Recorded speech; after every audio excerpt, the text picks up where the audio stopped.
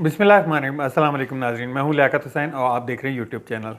तो जैसा कि आपको पता तो चल ही गया होगा कि कल जो आज जो तहरीक इंसाफ की रैली थी उसको मुलतवी कर दिया गया कल तक के लिए, क्योंकि रात ही को दफ़ा 144 लगा दी गई थी। और वो दफ़ा 144 जो है वो आमिर मीर साहब ने टीवी टेलीविज़न पे आके, निजी टेलीविज़न पे या एक प्रेस कॉन्फ्रेंस करके ये बताया कि जी कल मैच है हमारा और PSL का, और इस वजह से आप रैली नहीं निकाल सकते। उसमें उन्होंने एक ये बताया कि जो रूट है रैली का वो PSL में आता है। सुबह जब बात हुई तो उसके ऊपर पाकिस्तान तहरीक इंसाफ ने अपने रूट को बदली करने की भी बात की, लेकिन वो मामला तय नहीं पाया जा सका। इस दफ़ा 144 को जो है वो चैलेंज किया गया इलेक्शन कमीशन में, जिसकी कल जो समात है वो 10:30 बजे पीर के दिन की रखी गई।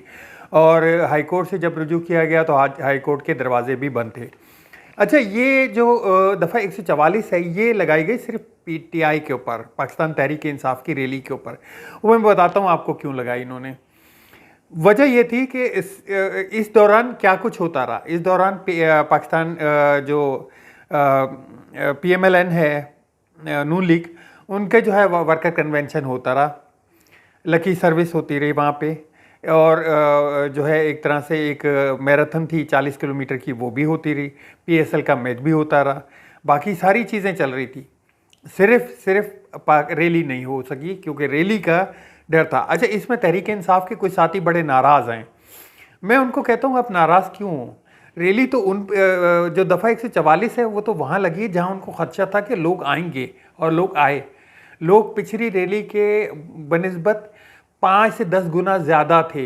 इतनी तादाद थी उन लोगों की, जो रास्ते रुके हुए थे पुलिस वालों ने, और रात को रेंजर भी कॉल ऑफ कर दी गई थी, क्योंकि उनको अंदाज़ा था कि रैली तो बड़े भरपूर अंदाज से निकलेगी। लगाई क्यों वो PMLN पे क्यों नहीं लगाई गई? उनको पता है यहाँ पे तो बंदे ही का गिनती के होंगे, प्रोटोकॉल के बंदे ज़्यादा होंगे, जो सामने होंगे वो कम होंगे, तो इसमें आपको नाराज़ होने की बात नहीं है। इसके ऊपर पाकिस्तान तहरीक इंसाफ जो के चेयरमैन इमरान खान साहब ने एक ट्वीट भी किया है, और इन्होंने उस हवाले से बात भी की है। और उन्होंने इस रैली को उन्होंने बोला हम कानून के आड़े नहीं आएंगे, कानून का एहतराम करेंगे हम। उन्होंने रैली कल के ऊपर पोस्टपोन कर दी है। कल रैली ज़रूर निकलेगी, रैली तो ज़रूर निकलेगी, और रैली ना भी निकले तो रैली ने जो अपना काम जो था वो तो पूरा कर दिया। गैदरिंग एक बहुत बड़ी अमाउंट में एक गैदरिंग भी हुई वहाँ पे, और पूरी दुनिया को मैसेज भी गया। अच्छा, पुलिस के ऊपर प्रेशर है, पुलिस के ऊपर जो प्रेशर डाल रहे हैं कि आप लोग जो है वहाँ पे जो हुआ था वाक़या 8 मार्च को, तो काफ़ी पुलिस एहलकार जो हैं या सीनियर अफसरान जो हैं उनमें से काफ़ी एक ने मना भी कर दिया गया, जिनके उनके ट्रांसफ़र भी कर दिए गए। अच्छा, अब जो बात रह गई वो ये कि अब ये रैली कल होगी। अब कल क्या बहाना ढूंढना है? कल नया बहाना ढूंढेंगे ये लोग, नया बहाना ढूंढ के एक दफ़ा फिर पब्लिक को बताएं। और जहाँ तक आमिर मीर साहब भी कह रहे हैं कि ये हम 6 अप्रैल तक आप लोग नहीं कर सकते, तो इट्स नॉट पॉसिबल, क्योंकि इलेक्शन के शेड्यूल अनाउंस हो चुका है। अच्छा, काफ़ी जो हल्का अहबाब है उनमें ये बात फैली हुई है इलेक्शन होगा नहीं होगा। देखें, लगता सबको भी यही है, लेकिन मसला जो मैं कहता हूँ कि जो आइन का पहरेदार है ना वो सुप्रीम कोर्ट है, और सुप्रीम कोर्ट ये अनाउंस कर चुकी है कि इलेक्शन 90 दिन के अंदर अंदर होंगे, और ये इसीलिए मुझे लग रहा है। अब चलें KPK के हवाले से। KPK के हवाले से जो गवर्नर साहब हैं उन्होंने अब 16 मार्च को कह दिया कि मैं अब 16 मार्च को मीटिंग करूंगा इलेक्शन कमिश्नर से वहाँ पे जाके, क्योंकि एक दफ़ा वो मेरे पास आ गए, अब मेरा काम है मैं उनके पास जाऊंगा और वहाँ पे जाके उनसे मुलाकात भी करूंगा। तो ये हो गई KPK के, वहाँ पे जितना डिले कर सकते हैं वो आगे तक जाएंगे। आज एक निजी TV चैनल को जो है पाकिस्तान तहरीक इंसाफ के जो चेयरमैन हैं उन्होंने बात भी की, उन्होंने उनसे और अपने जो खदशात थे उनका इजहार भी किया।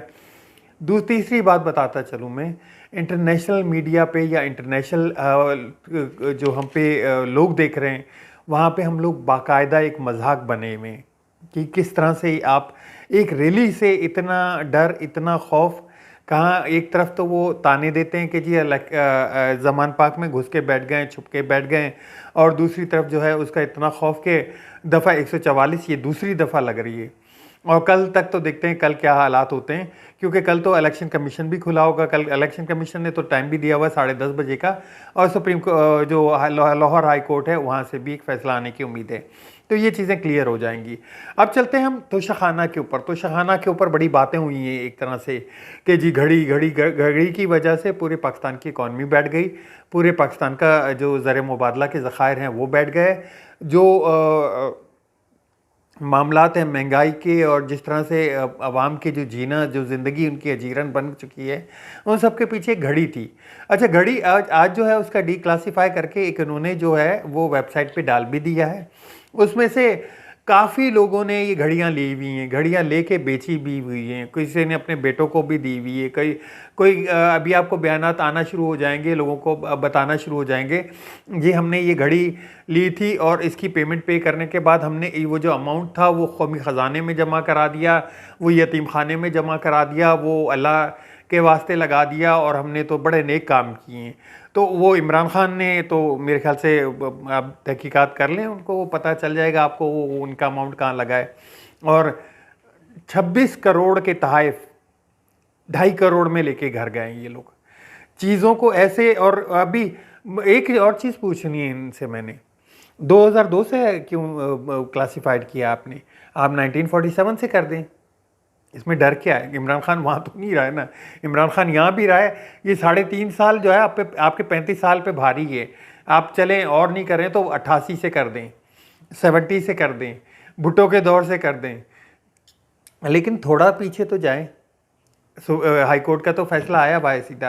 हाई कोर्ट ने तो आपसे लिस्टें मांगी हुई हैं कि 1947 से अब तक जो मामलात हुए हैं, जो भी तोशाखाना से तहफ़ ली गए, उनको जो है हमें डिटेल दी जाए। तो उनको आपने ये कह दिया कि निजी हमारी तो वो जो है एक तरह से जो बातें हैं वो बाहर चली जाएंगी और बाहर के मुल्क हमसे नाराज़ हो जाएंगे, हम उनको डिक्लासीफाई कर देते हैं। तो डिक्लासीफाई फुली कर दें इसको, आपकी मेहरबानी होगी, हमें पढ़ के और मज़ीद मज़ा आएगा। और टाइम अब शुरू हो चुका है, अब आहिस्ता आहिस्ता करके सारे अल्हम्दुलिल्लाह कहते हुए घड़ी को एक्सेप्ट करेंगे। सारे एक घड़ी नहीं ली हुई, किसी ने 3 ली हुई हैं, किसी ने 4 ली हुई हैं, किसी ने 6 ली हुई हैं, किसी ने 12 ली हुई हैं। और PMLN का तो पूरा निज़ाम ही निकलेगा यहाँ पे, साथ में PP का भी। अच्छा, आज एक सुबह कार्रवाई हुई है कराची के अंदर जो अरसलान ताज को गिरफ़्तार कर लिया गया सुबह अलल सुबह। और उनको गिरफ़्तार करने की वजह क्या थी? एक रैली निकाली गई थी कोरंगी में महंगाई के हवाले से। रैली में वो कोरंगी जहाँ पे गढ़ होता था मुत्तहिदा का, जहाँ पे ये समझते थे कि यहाँ की सीट तो हमारे हाथों से नहीं जाएगी, तो वो उसकी फुटेज देखें तो वो भी एक अंदाज़ा हो जाएगा। अवाम तपी हुई है आप पे, अवाम तपी हुई इसलिए आप पे कि आपने इमरान खान को एक तो टाइम पूरा नहीं करने दिया। आप बड़े जस्टिफाई बनते हैं कि जी जमहूरियत तो उनका हक था। आप कौन से जमहूरी तरीके से आए? दिखाने को तो जमहूरी तरीका है, लेकिन आपने जो लोटा पार्टियां सारी थी वो इकट्ठी कर ली।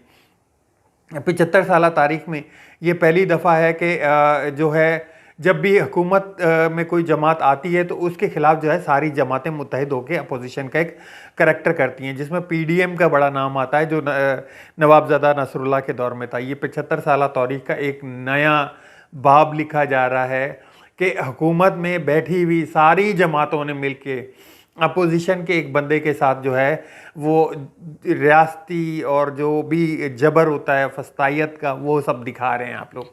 तो यहाँ तो पलड़े के दोनों तराजू बराबर नहीं होते। अवाम भी देख रही है कि पलड़े के दो तराजू कैसे बराबर होंगे।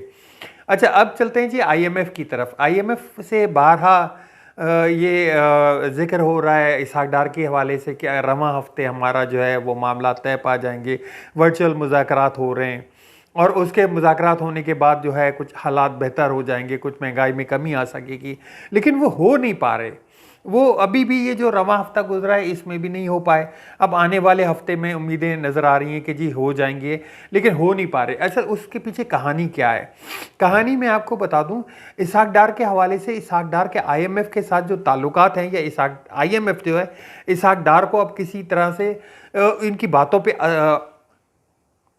असर नहीं करता उनको, या उनको इनकी बातों पे यकीन नहीं आता। यकीन क्यों नहीं आता? इन्होंने एक दफ़ा IMF से झूठ बोला था, और झूठ बोलने के चक्कर में $9 मिलियन जो है जुर्माना पड़ा था पाकिस्तान को, जो पाकिस्तान ने पे किया था। झूठ बोले इसहाक डार और जुर्माना पे करे पाकिस्तान, क्यों? और उनको दोबारा वज़ीर ख़जाना बना दिया जाता, एक दफ़ा नहीं 3 दफ़ा, और तीनों दफ़ा इकॉनमी का यही हशर हुआ है। तीनों दफ़ा पाकिस्तानी रुपया जो है वो कचरे के भाव हुआ है। अच्छा, वो जो $90 लाख हमने पे किए इनके जुर्माने में, इनके झूठ बोलने के चक्कर में, वो उसकी वजह से IMF इन पे ट्रस्ट नहीं करती है, इनकी बातों पे उनको यकीन नहीं आता।